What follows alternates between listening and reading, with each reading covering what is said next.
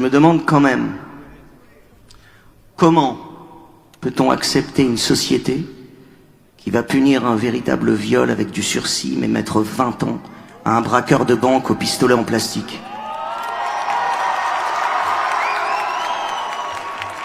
Comment peut-on accepter une société à 120 000 viols par an, dont la moitié sont mineurs? Comment peut-on accepter une société où l'on peut assassiner une femme et faire 2 ans de prison? Comment peut-on accepter une société qui protège plus l'argent que ses enfants? Comment peut-on accepter un Premier ministre complice d'un viol généralisé de petits garçons?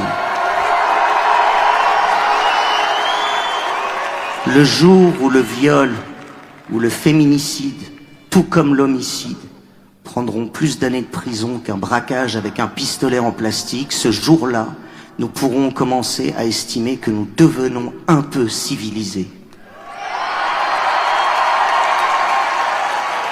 À quand 100 000 femmes devant l'Assemblée, 100 000 hommes devant l'Assemblée pour faire changer leur putain de loi?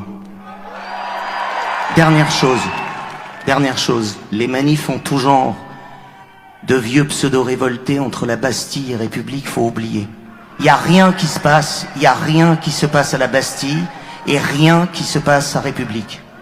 C'est à l'Assemblée que sont votés vos droits, mesdames et messieurs.